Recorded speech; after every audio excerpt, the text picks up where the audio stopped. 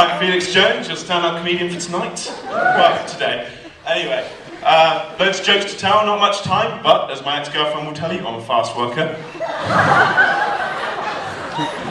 Yeah, my ex-girlfriend, I've got loads of jokes about her. I mean, I know what you'll think, none of these are going to be true. No, I genuinely am recently single, ladies. Guaranteed, I have literally no standards. No, my ex-girlfriend, she had really strict parents, that's one thing I remember. So, whenever we wanted to get up to, you know, hither and thither, we always had to do it around my house, and my parents would always be calling us down for tea, and the automatic reaction is to call back, "I'm coming!"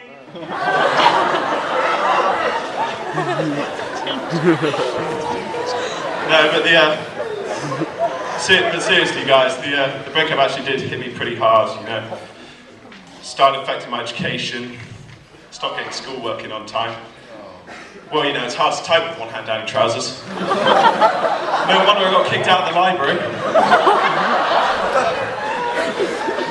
God, no, not all my jokes are like this. I mean, that is the problem with today's youth. I mean, we're so obsessed with sex. I mean, half my jokes are. But,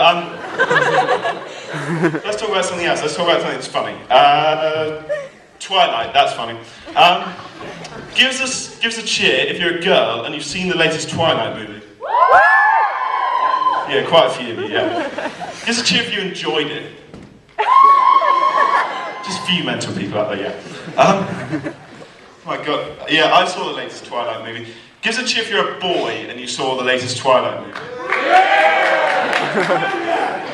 You bunch of gays. I'm joking, of course.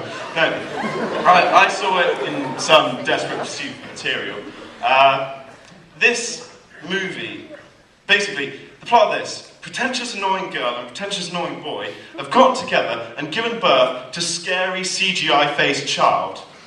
I'm serious, this child, this baby is half vampire, half human, so it grows really quickly. But instead of getting babies and children that look the same to play it, they CGI the face of a 12-year-old onto the baby's head. And it doesn't look normal. I mean, I thought this thing was going to be like Jesus in the previous film. It looks more like the Antichrist.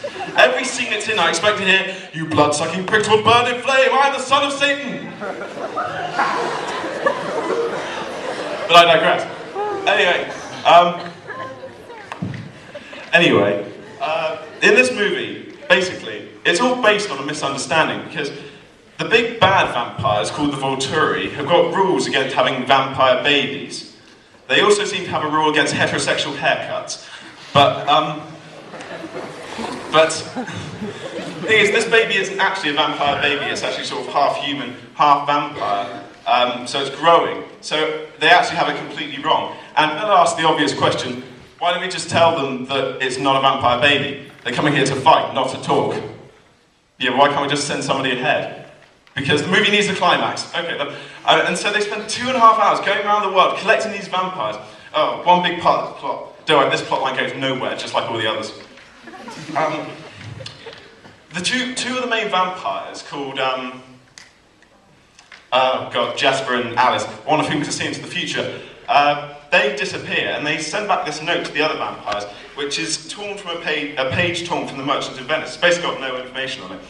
And then 20 minutes later into the plot, Bella thinks to look in the family copy of the Merchant of Venice and finds indeed the page was torn from the Merchant of Venice and there's more information in there. And we hear her in a monologue saying, "Alice must have known only I would get the message." Why? I mean, are the other vampires mentally ill? It makes no sense whatsoever. It's, oh god, terrible. But, moving on. So, basically, they get to this big final battle, right? And this battle is actually epic. We're talking main characters dying, bloodshed, the main villain has this massive death. I mean, his head is literally torn off his shoulders, and then he's somehow burnt alive. And then, after all this brilliant, epic moments, it all turns out to be in the head of the girl who can see into the future. They all go home and live happily ever after. What? That is not the plot of a movie. That is a massive waste of my time. 2.5 hours of filler. I feel insulted to have watched this. I feel like if there was a movie that could come up to me, peen up my tie, kick me in the balls, and then spit on my writhing body, that would be this movie. That entire battle scene was completely pointless. This entire movie was completely pointless.